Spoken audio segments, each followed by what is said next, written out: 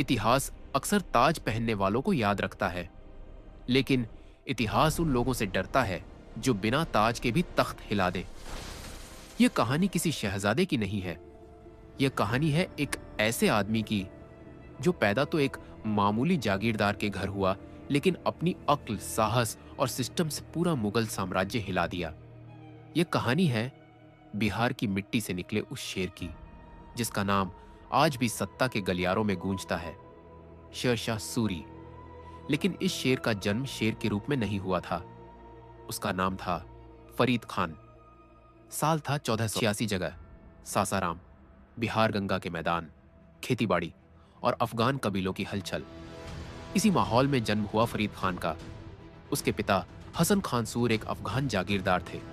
कोई बड़ा सरदार नहीं, कोई बादशाह नहीं, बस एक मध्यम दर्जे का अफसर। लेकिन असली कहानी यहीं से शुरू होती है। हसन खान की कई पत्नियां थीं। फरीद खान की मां उनमें सबसे ज्यादा ताकतवर नहीं थी। परिवार में राजनीति थी, सौतेले भाइयों से जलन, पिता की नजर में जगह पाने की होड़, और यहीं से फरीद खान ने सत्ता की पहली सच्चाई सीख ली। ताकत खून से नहीं, समझ से मिलती है। फरीद खान कोई आम अफगान लड़का नहीं था। जब उसके भाई घुड़सवारी और शिकार में लगे रहते, फरीद बैठा रहता। फारसी, अरबी, इतिहास, शासन की किताबें वह जानना चाहता था। राज्य कैसे चलते हैं, लोग टैक्स क्यों देते हैं, राजा क्यों गिरते हैं। उसके दिमाग में युद्ध से पहले सिस्टम की तस्वीर बनती थी। लेकिन पिता को यह पसंद नहीं था। हसन खान चाहते थे कि उनका दूसरा बेटा वारिस बने। फरीद को नजरअंदाज किया गया। यही वो मोड़ था जहां से फरीद खान ने घर छोड़ दिया। याद रखिए, इतिहास में बड़े लोग अक्सर घर छोड़कर ही बड़े बनते हैं। फरीद खान बिना सेना, बिना धन, बिना पहचान घर से निकल पड़ा। वह पहुंचा बिहार के जौनपुर और बनारस के इलाकों में। वहां उसने छोटी छोटी नौकरियां की, लेकिन वह हर जगह एक काम जरूर करता था: देखना, समझना और सीखना। वह अफसरों को देखता, उनकी गलती आप नोट करता और सोचता, अगर मैं होता तो इससे बेहतर करता। एक दिन एक घटना ने फरीद खान की जिंदगी बदल दी। वह शिकार पर गया था अपने मालिक के साथ। अचानक जंगल से एक शेर निकला।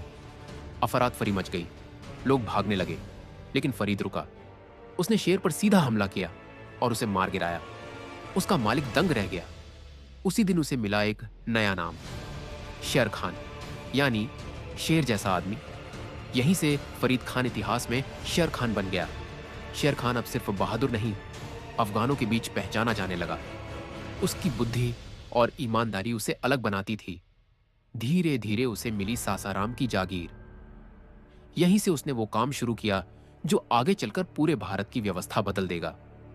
किसानों से सीधा संवाद, टैक्स में पारदर्शिता, न्याय में तेजी। लोग कहने लगे, यह आदमी राजा नहीं है, लेकिन राजा जैसा काम करता है।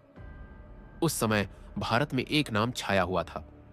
हुमायूं मुगल साम्राज्य दिल्ली की गद्दी पर था, लेकिन हुमायूं की सबसे बड़ी कमजोरी थी निर्णय में देरी, दरबार की राजनीति, जमीन से कटाव। शेर खान यह सब देख रहा था। वह जानता था मुगलों की तलवार तेज है, लेकिन उनकी पकड़ ढीली है। उसने सीधे टक्कर नहीं ली, उसने इंतजार किया।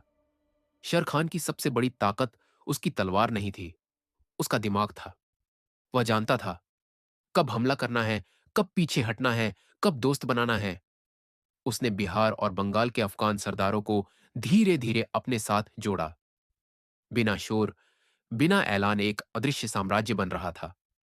1530 के बाद शेर खान अब सिर्फ जागीरदार नहीं था, वह बन चुका था बिहार की सबसे बड़ी शक्ति। मुगल अफसर डरने लगे।